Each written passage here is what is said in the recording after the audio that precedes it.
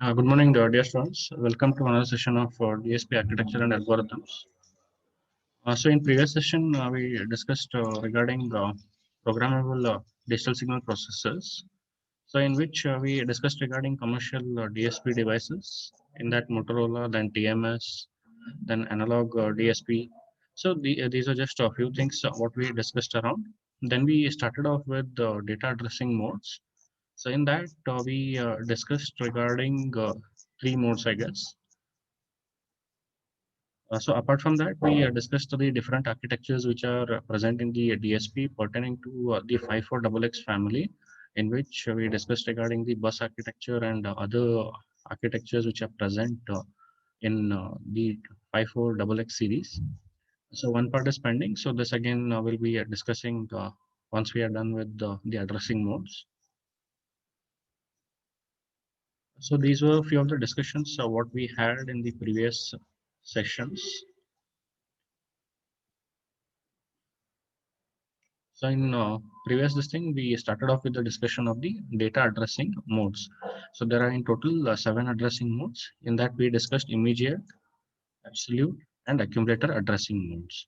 So today we'll be discussing the rest, and we'll try to wind up the addressing modes in today's session.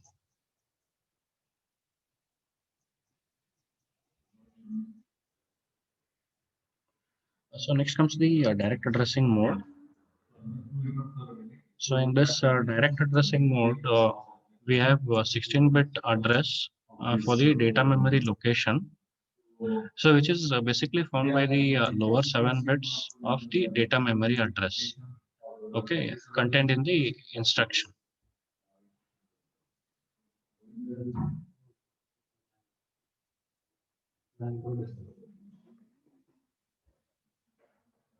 Okay, in the direct addressing mode, we have 16-bit address. So which is pertaining to the data memory location. So in this, we have the lower 7 bits, which will be accessed for the data memory when we are dealing with the data page pointer, and we'll be dealing with the stack pointer. All the 16 bits will be utilized. So this is what is happening in this.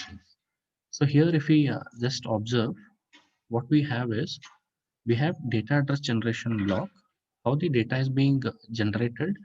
It is generated either using the data page pointer or the stack pointer. So here, if we just observe, data page pointer is 9 bits. And what about the remaining 7 bits? So this is done with the help of the least significant bits, that is the 7 least significant bits of the intermediate registers. So this will be in use when your data access pointer is utilized. If stack pointer comes into play, what happens is all the 16 bits are available here itself. Along with this, what is done is this intermediate register will be utilized for a offset information. Now in this case, what is happening is 9 bits along with the 7 bits. So these are the higher order 9 bits. These are the lower order 7 bits. So this will form the overall 16 bits of the address. But when stack pointer comes in, what happens is, so the 16 bits what you have will be pertaining to the stack pointer. It will be like the base address. So from that address, if you want to move up, say up and down, you'll be using this intermediate register. So you'll be adding that intermediate register value to the 16-bit value which is present in stack pointer. So that is what is happening. Now, how do I identify which one is utilized at what point? So that is given by the compiler mode bit, CPL. That is this one. If CPL is 0, then you'll be using the data pointer. You'll be using the data pointer. It is termed as data memory address. So that is data page pointer. So it will be pertaining to the data page pointer. In that, how it will be 9 bits from data page pointer along with the rest of the data from the intermediate register will make up the effective address. Then if it is CPL is 1, right? Then what happens is all the 16 bits of stack pointer will be utilized, and based on the offset address which is given by the intermediate register, it will be moving up and down. So suppose if stack pointer is 0 and offset register is 1. So in this case, what will happen is it will be 0 plus 1. 1 will be the effective address. Whereas here, how it will be, if depends, that is if 9 bits are all 0 of DP and here all are 0 for intermediate register. So all the entire address will be 000 up to all 16 bits. So this is how it goes around. In this one, you're not adding it. This one, you're not adding it. You're making it part of the pointer, data page pointer. But here, what you're doing is you are adding that intermediate register value to the stack pointer. So this is how you'll be generating the effective address. You remember that there are four buses which are available. One is for program bus, 4 pairs. One is for program bus, and the others are for the data bus. So we have DAB, EAB, CAB. So this is how it goes around. Okay. So this is data bus and the for DB and EB. So this is where you'll be getting the information. So this is pertaining to direct address. Now, what is meant by direct address? The address is address of the say data is specified directly in the instruction. You know where that data falls in the memory. So that address is present. So when you're accessing the memory in that form, we classify it as direct addressing mode. So it is like if I want to know where you stay, you give me your address telling that it is plot number 166 or plot number so and so, and this is the area. So directly you are specifying that. Now next comes the indirect addressing mode. So what about indirect addressing mode? What happens is if I ask you the address, uh, if I ask you the address, so what you do is you tell that your house is near, say, some shop or near some petrol bunk, something you specify. So wherein if you come there and if you call us out, we'll be available. So indirectly you are giving your address. So that is what is happening. So here also what you do is instead of specifying address of the memory location directly, you indirectly point to that location. You do not give the direct information of the address. So indirectly you point to a location. So this is how this is the difference between direct and indirect addressing. So before going further, let us have a look at the say the direct addressing mode. So in this one we have CPL is equal to 0, so which implies we have to use DP. If CPL is 1, then we have to use SP. So now as an example, CPL is considered to be 0. Therefore, what we do is in this case we load a value of 4. So this is the immediate value. This is the immediate value. We load a value of 4 in data pointer, in data page pointer. So which is nothing but if I just check out, it is 9 bits. 1, 2, 3.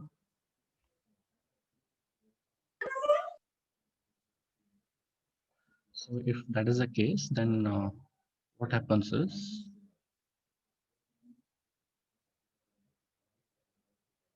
so here 9 bits will be what? It will be 1, 2, 3, 4, 5,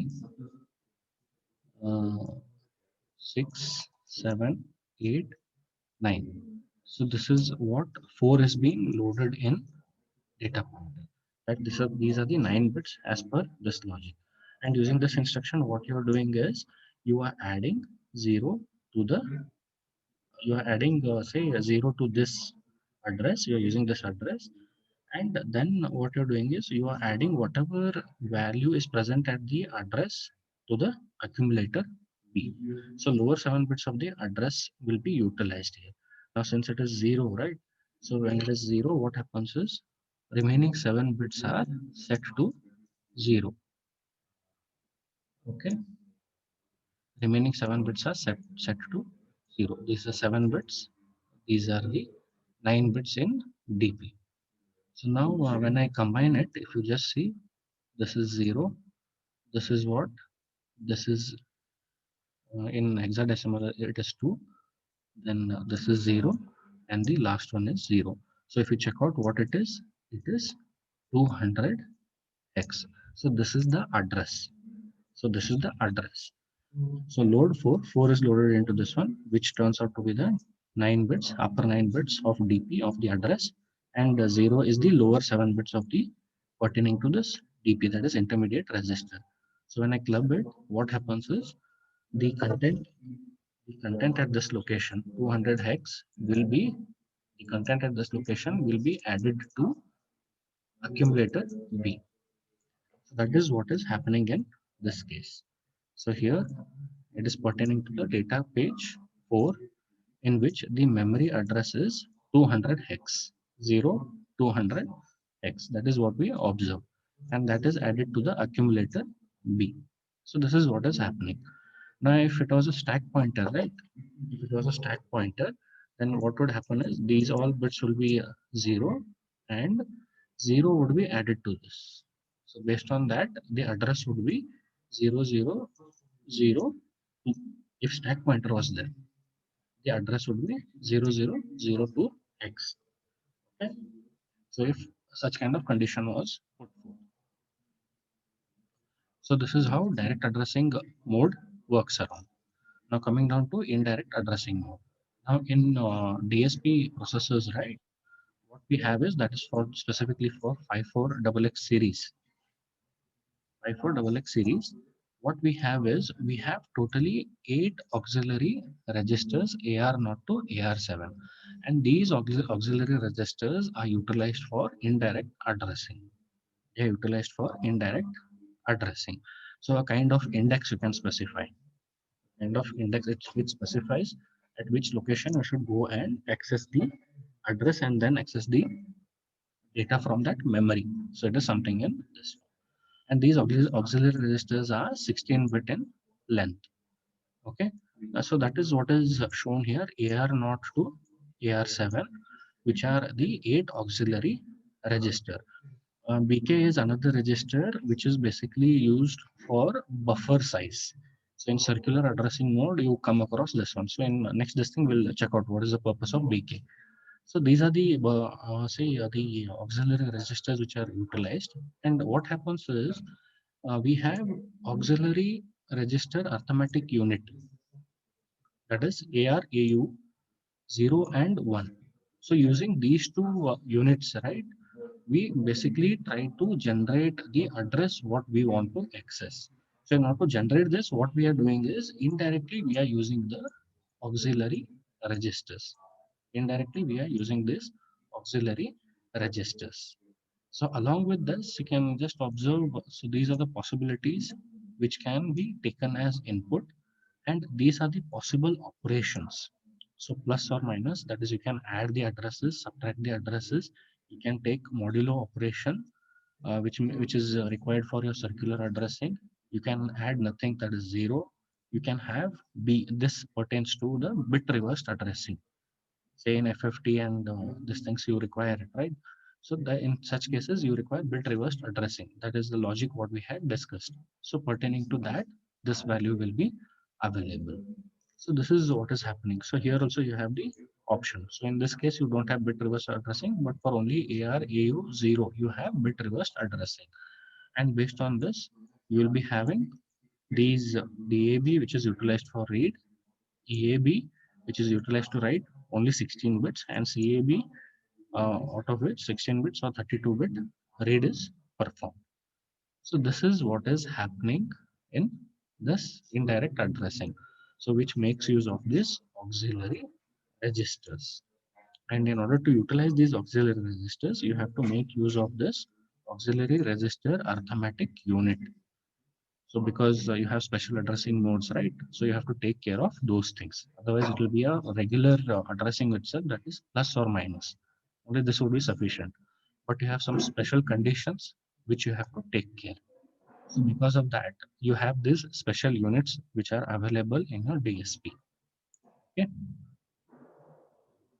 So this is what is happening in these cases. The same thing is explained over here. Now here one thing to remember is instructions which help in which support indirect addressing, only those instructions can be utilized. You cannot use any of the instructions which do not support indirect addressing. So that is one thing. And another this thing, one special term which comes is the modify auxiliary register instructions. So these also and the loop counters, they can be utilized for indirect addressing. They can make use of these auxiliary registers, these units in order to generate the addresses. So that is what is happening in indirect addressing. Now let us see a few of the examples pertaining to this, how addition happens, what is meant by zero, what is meant by percentage. So we'll just look out at few examples. So here we can see at this example 5.1. So here if you assume that AR3 has a value of 200 hex. Now what will be the content, what will be its content after each of the following instructions are being executed? That is for 54XX addressing modes are being utilized. Now here we assume that the value of AR0 is 20, that is auxiliary resistor 0 is 20. Now this is required because here you can see that there is some 0 specified. Here also some 0 specified. This 0 actually indicates that you have to utilize AR0's value, that is auxiliary resistor 0 value. So this is auxiliary resistor 0 value. So instead of specifying every time AR0, AR0, we can just specify in the address 0 and then we can go ahead. So here you can just observe. So AR3 plus 0. So this one, first one indicates that AR3 will be updated with the value of AR3 added with AR0. So that is what is happening in the first case. So when this is the instruction, right? AR3 value will be updated with AR3 plus AR0's value. This 0 pertains to that. You have to replace it with AR0. So similarly, if you do subtraction, it is nothing but AR3 is equal to AR3 minus AR0. So if I take these values and perform the operation, right, you will be ending up with the first one 200 hex plus 20 hex, which is 220 hex, and 200 minus 20 hex, which is 1E0 hex. Okay. Now next one, what he specifies, it is AR3 plus. So now it is like a indirect indication. In C programming, you might be doing like A plus plus B minus minus something unitary operator you try to perform, right? So it is similar to that one. So here indirectly the value which is present will be 1. That is to perform the operation. The value what you take is 1, whether it is addition or subtraction, unless and until it is specified specifically. Okay. So here AR3 plus implies what? AR3 is equivalent to AR3 plus 1. Okay. So it is 200 plus 1, which will be equal to 201. Similarly, the next one, AR3 minus. So it indicates that AR3 value will be replaced with AR3 minus 1. So which will be equivalent to 1 FF hex in this case. So this is how it will be executed. Now here, if you just specify, there is no modification of AR3 happening. There is no addition, subtraction, nothing is happening. It will be retained as it is. So that is what is happening in the next case. Now when we come to this one, right? Now in C programming, you must have observed that if you write, for example, I'm just taking an example over here. If I write plus plus A and if I write A plus plus, so what it implies? This one implies that use value of A first and then increment. So this is how you read it. And when you go to this instruction, right? This what it reads is first increment the value of A and then utilize the value of A. Because first you're encountering this, so first increment it and then utilize it in any expression if required. So this is how it goes around. Okay. So it's on the similar basis, right? On the similar basis. On a similar basis, you can just look out here because in next this thing we'll be seeing these instructions. For that purpose, I just discussed this. So here it is star plus AR3. and in bracket you have specified 40 hex. So what is this doing is it is taking AR3 and it is updating AR3 with AR3 plus the 40 hex value plus the 40 hex value. So directly you are specifying the value how much you want to add or subtract. So this one turns out to be 240 hex. Now similarly here you can see that it is star hash AR3 in bracket. It is minus 40. It is minus 40. So here what it happens is it is AR3 which is equal to AR3 minus 40 hex because it is nothing but plus of minus 40 hex. You can read it in that form. It is AR3 plus of minus 40 which is equivalent to AR3 minus 40. So when we perform the arithmetic operation, it is 1C0 hex. So this is what is happening in this case. Okay.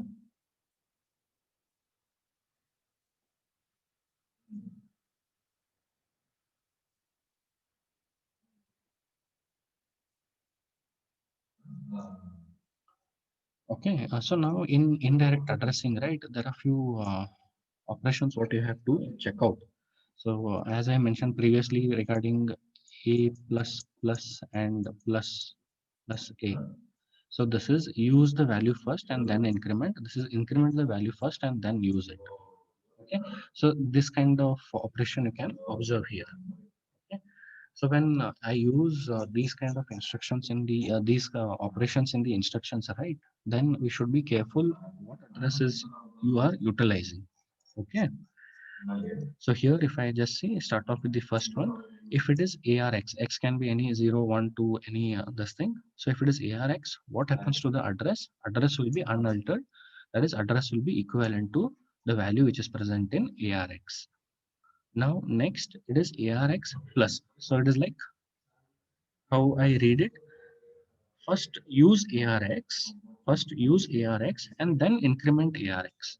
So what happens is, it is like address will be equivalent to ARX. So ARX has been used first, and after that ARX will be incremented.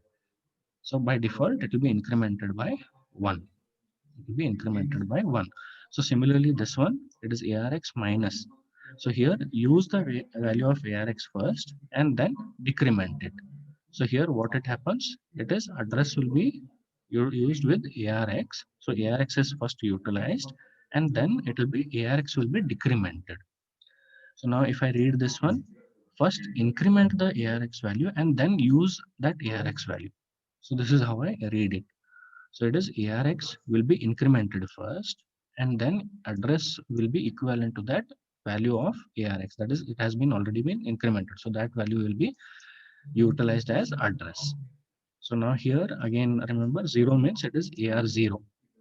Now here if you just see what is happening, it is use the value of ARX plus and then increment it whatever value you want.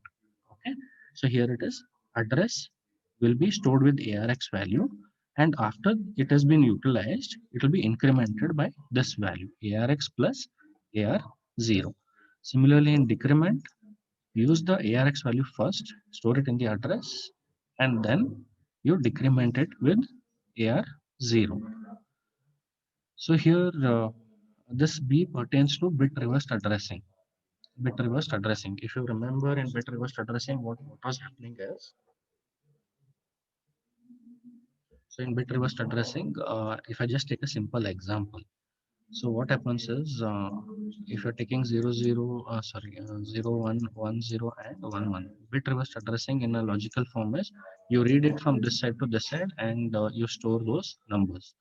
So here, this is the first number which is encountered. This is the second number which is encountered. Similarly, this one, it will be 0, 1, and this one will be 1, 1. So this is bit reversed information. Now, in your programming, what you do is, so here, if I just say this is having a size of 4, so which we specify, for example, the FFT size.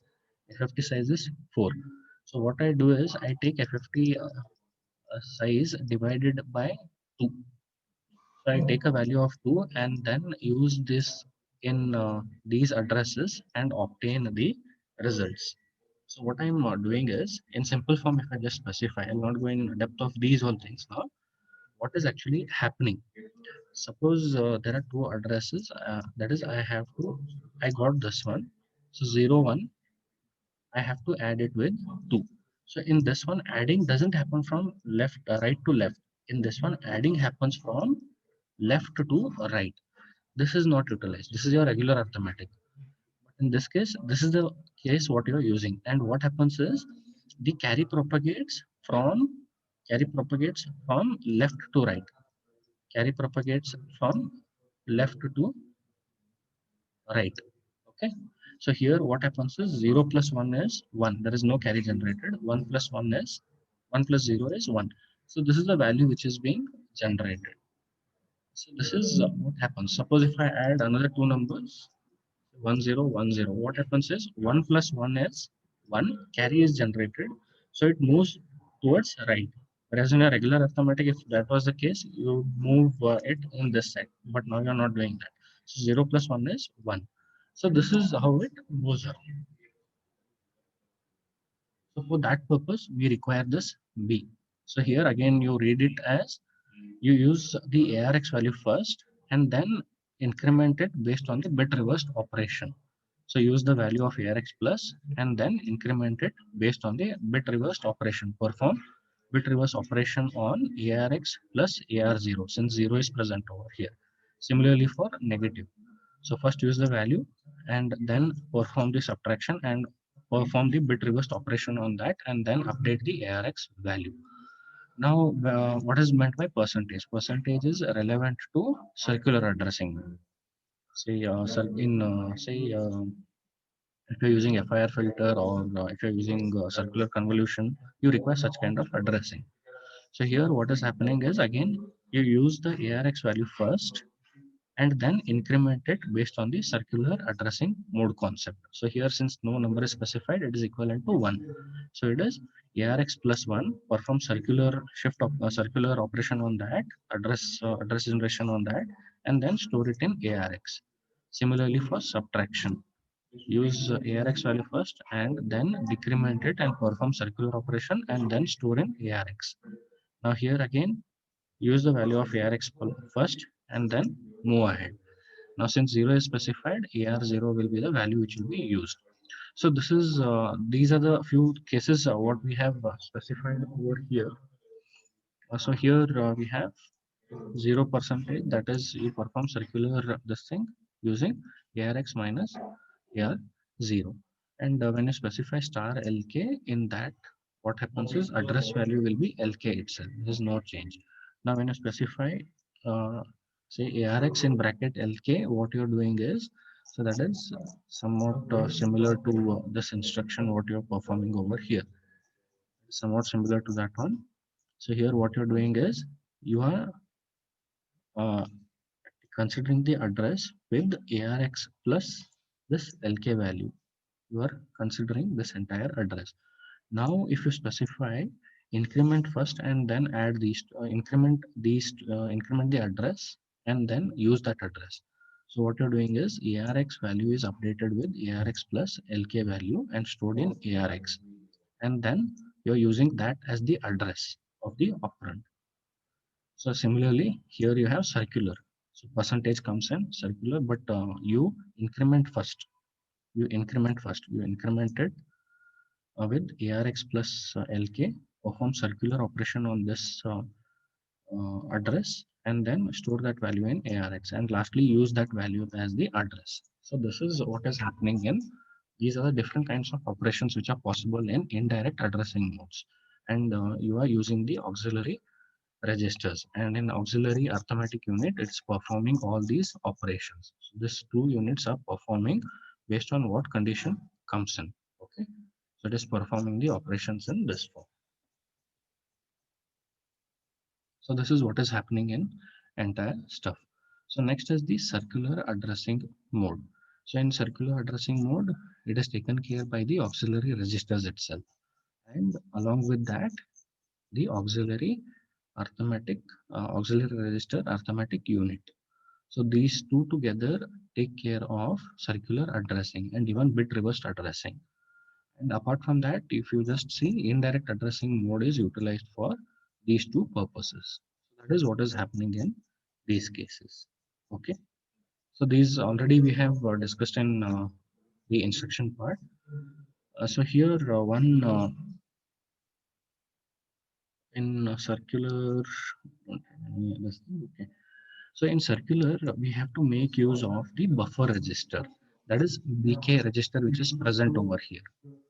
Here we have it, right? So this is having specific usage for buffer register. So this register is utilized for the circular addressing. Now, how it is utilized, we can just check out.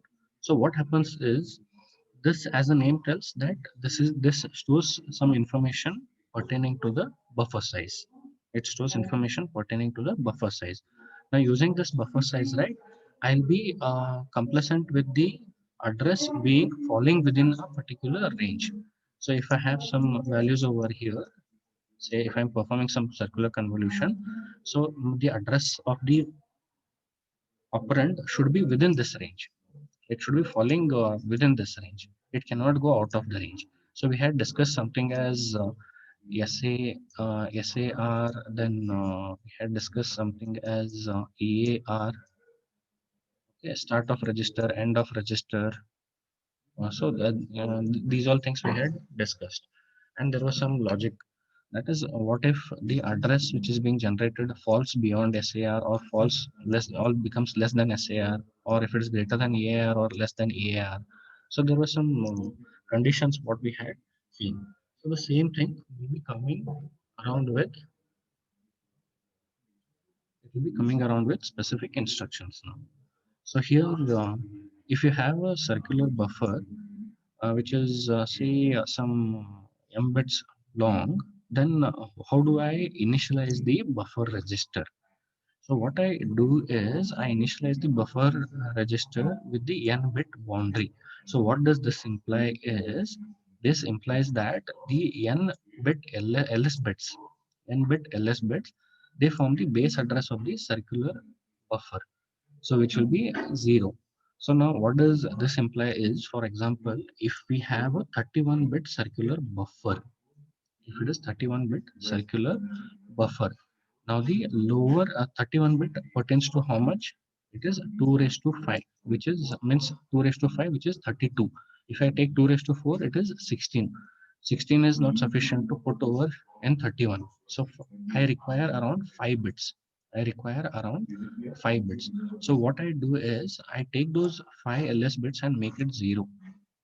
Take those 5 ls bits and make it 0, which acts as the, so when I make it 0, the value which pertains to that one will be around 30, will be loaded in BK, because 31 words are there.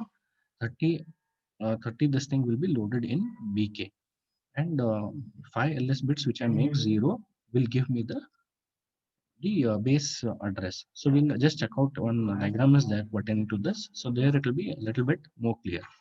Now another example, if you have a 42-bit word, so 42-bit word pertains to how much? 2 raised to 5 is 32, and 2 raised to 6 is how much? It is 64.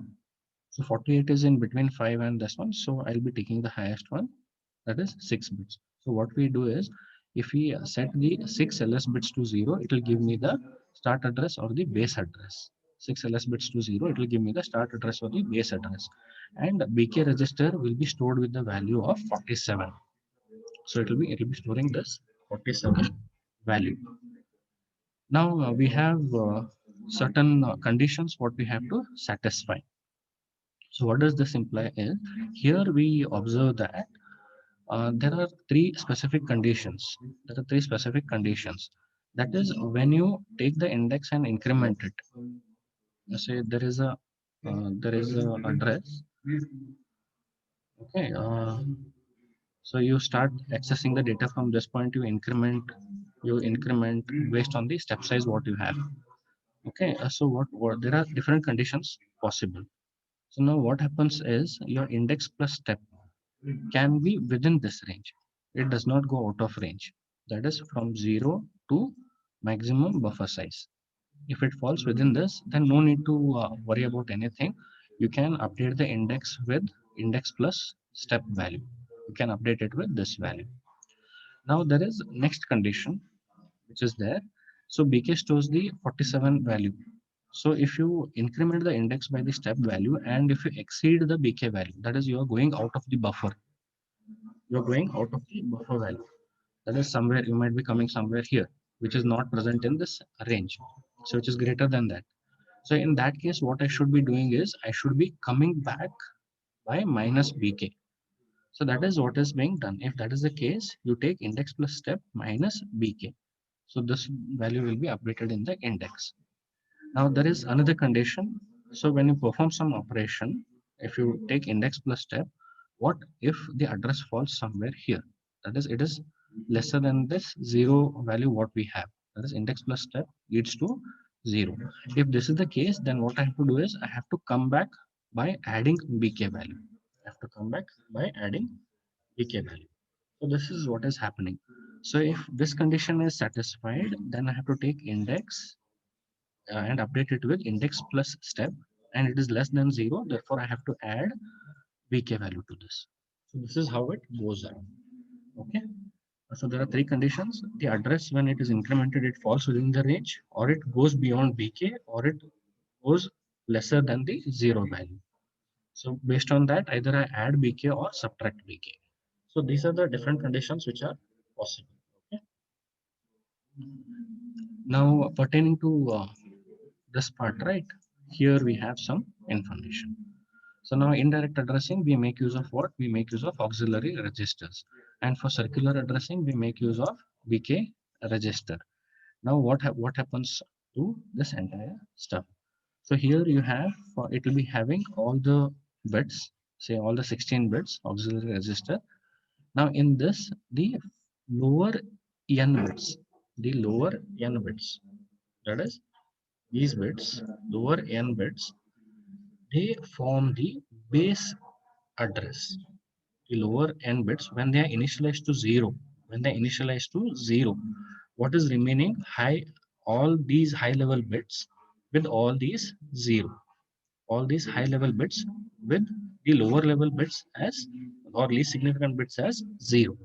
So for example, if I just take it, suppose I'll not take the entire 16 bits, just for example purpose. Say I have something in this form. So what I'll do is I'll make these two bits 0 and this I'll retain as it is. So this one will be giving me the base address. This one will be the base address, which will be pointing to your first location. This one will give me base address, which will be pointing to your first location. So these are high significant bits and these are low significant. So that is what is written. So this is L and this is H. So that is how it is specified. Okay. So in this case, it is high level bits and two low level bits. Okay. So these two, if you make 0 and these two, if you retain, what happens is I'll be getting the base address. Okay. Okay.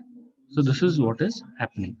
Now, if I do the reverse thing, that is I have say 1101. Now what I'll do is I'll make these two 0 and this I'll retain as it is. I'll not disturb this. So what I have done, I have made these two 0 and retained this. So this one will give me the index value. This one gives me the index value. So what is the starting index value? So here if you just see what is happening. So you have the n lowest least significant bits and the high significant bits. The remaining bits are high significant bits. Now, if you make the high significant bits 0, what is happening? You are getting the index value. Remaining, you are retaining as it is. So you're getting the index value. And if you check out here, right? If you check out here from this point, if you check out here, you are retaining these bits, but the lower n bits, what you're doing, you are making it as 0. So this acts as your base register. So using this base register and the index, you can identify the first location and then you can keep on continuing. Now, apart from this, you can just observe if you have BK, right? So these values, the circular this thing, will give you the first one at the location n minus 1. So it is indirectly giving you the buffer information. It is giving you the buffer information. So these high bit values along with this bk values, n with lower bk values, you'll be getting the end of say buffer plus one value. You'll be getting end of buffer plus one value. So when you combine these two, I'll be getting that information. So in this important is the base register is obtained from this higher significant bits by making the rest of the bits zero, and index I get it by considering the lower significant bits and higher significant bits I make zero. So now using this information, what we do is we can use the circular addressing algorithm. So that is this thing, and try to see what is the new index which is being generated. So that index along with this higher bit values,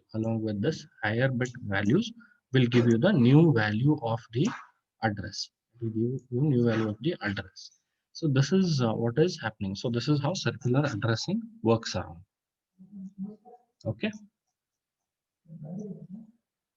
So this is an example what they have shown. So this is the top of the circular buffer. This is the last this thing. If I take the ls bits of the bk register and the higher bits of the auxiliary register, I'll be pointing to the last element plus one. That is last element plus one over here. And this one will be giving me the element zero. That is the first element which is present, and it is the effective base address. This part will be giving me the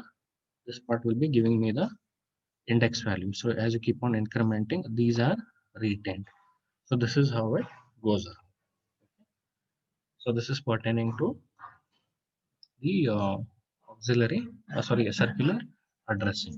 And what about bit reversed addressing?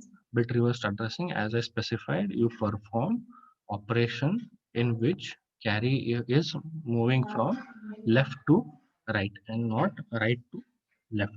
So that is what I discussed in the previous. So if you have two numbers, right, as 110 and so this is the number.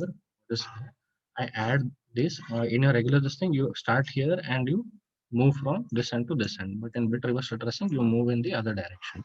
So 1 plus 1 is 0. Carry is generated. You shift it to the right. So 1 plus 1, it is 0. You shift the carry to the right. So this is the bit reversed addressing what will be receiving. So this is the bit reverse addressing operation. This is how it goes around. Okay. So the same example here, 220, and this one is performed in the same way. Okay, since it is bit reversed addressing. So you can just cross verify